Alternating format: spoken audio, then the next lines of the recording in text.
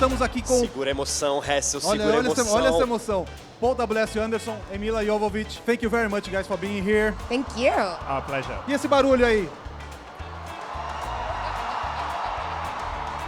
He's so cute. Look out, baby, it's the nemesis right behind you. I know. I love him so much. Now he's very handsome. The nemesis. Gotta yeah. love the nemesis. You He's got guys- great teeth. You guys just left the auditorium. You showed a few scenes from Resident Evil, and people there were screaming like crazy. It was unbelievable in there. The energy was just intoxicating to see how many fans are out there that love the franchise, that just gives so much good energy. We're so happy to be here. It was a wonderful reaction from the audience, but also actually from Milla. I noticed that she jumped halfway through. Yeah, when we were She's in showing the, movie, the and even she clip of found the it scary. movie, I jumped. And I've seen the movie, like a few different versions of it, but I still jumped. That was hilarious. I almost started crying too, to think that it's the last one and everything we've gone through together. And Alice, I'm like, oh, poor Alice. She's always suffering so much. Do you miss her already? I do miss Alice. It's so tough to think that, you know, it's all come to a close, but you know, it is what it is. 15 years, we've had a great run, and the most important thing is we're going out with a bang. It's the best one yet. I mean, listen, I jumped again. Everybody's doing recalls, like reboot mixed with sequels. How do you face Resident Evil right now?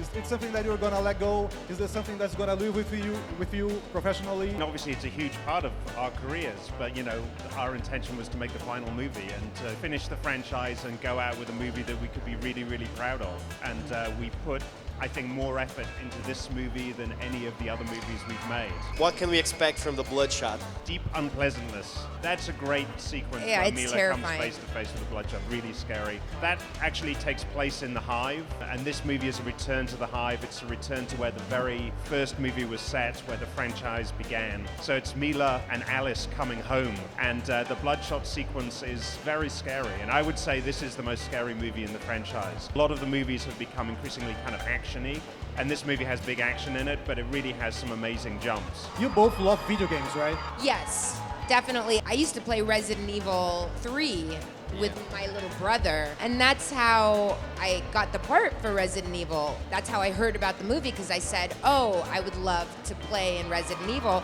because I played the game. But now the games that I play are kind of different. They're a little bit more like restaurant games and things like that. I like make sandwiches. I still play horror. Did you guys get the chance to play the new Resident Evil 7? Not me. I've played a portion of it, the VR experience, which was incredible. I mean, super immersive. But I'm a big fan of anything that's immersive like that. That's why I love 3D in cinema. And what did you think of the tone for Resident Evil 7? I thought it was very interesting because I think the video game franchise is doing exactly what the movie franchise has done, which is going back to the horror roots of where it all began. People here make fun of me because I love your movies, and I believe you do 3D, Star Topic 3D like no one else. Pompeii, the 3D in Pompeii is great. How do you do 3D that it sounds so great?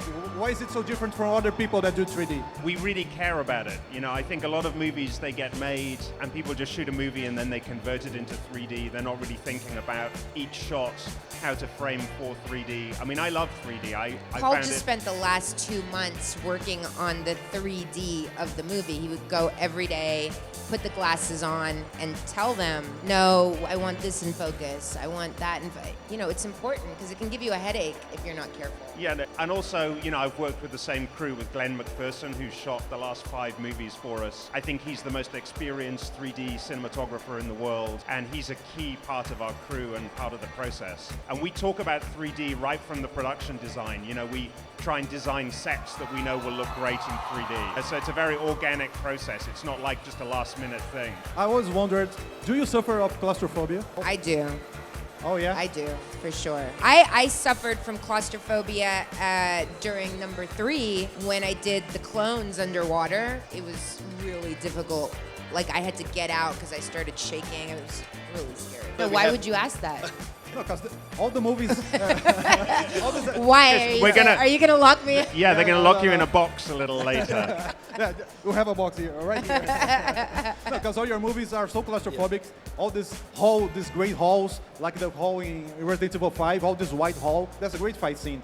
Even the Mortal Kombat in the forest, it seems claustrophobic. It's very aesthetics, it's very strong. I mean, My family were all coal miners. Got taken down a coal mine when I was very young, so I think there's kind of like a fear of it that I've kind of put into all of my movies. Speaking of Mortal Kombat, is making 25 years. What's the best memory that you have from that time during the first movie? And what's your relationship you have with Mortal Kombat since then? I love that movie, and I loved making that movie. It was my first Hollywood movie. I had the best time making it, and thank goodness it worked, because I got to stay in Hollywood and have a career. Every day on that movie was a joy. And we actually did a screening of it in LA last year for fans. It was a midnight showing. There were 450 people in the audience. You had in your career Mortal Kombat and Resident Evil. Would you like to continue working with video game franchise adaptations to movies? And if you would like, which one would you like to adapt? I mean, I love video games, and I think I'm probably the first generation of filmmakers who grew up playing video games. When I was a kid, I remember playing the first Space Invaders when it appeared in arcades. It was like a black monolith that appeared. So I've grown up loving video games. So for me, I think it's a very rich source of intellectual property to adapt into movies.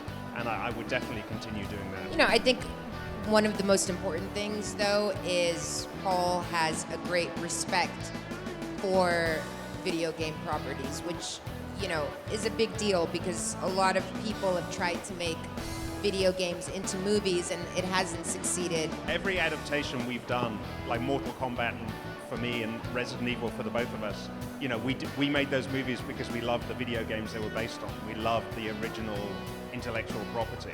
And you have a great relationship with Capcom, right? And I believe we are doing Monster Hunter, is that right? Yeah, that's right. I'm talking to Capcom about doing Monster Hunter as well. And what can people expect from that? Monsters and hunting. Wow, that's great. That's a great answer. You have to see, he brings the artwork home. It's crazy. Everything I do, I discuss with Milla, obviously. So I'm always bringing monsters home going, what do you think of this? Blah. And you're going to star on that one? I don't know. I don't think the main character is a girl. It's an awesome monster. Yes. Blah. I'm going to play one of the monsters.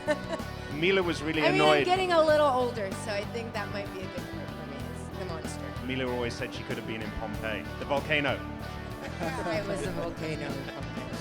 Motion capture, maybe?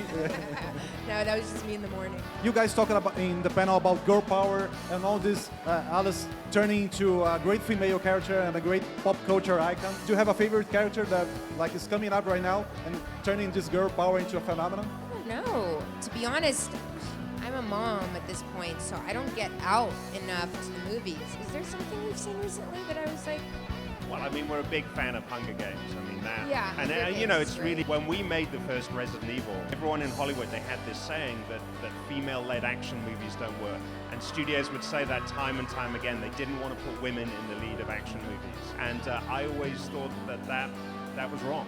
And, you know, it's why we cast Milla in Resident Evil, because I've always thought, you know, there's nothing more attractive than a beautiful girl with a big gun. Well, guys, we have another story here. I don't know if you are aware.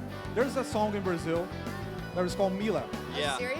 Yeah. Are you going to sing it to me? Yeah. Guys outside, they're gonna sing it. Okay. We're gonna sing it, right? It goes like this.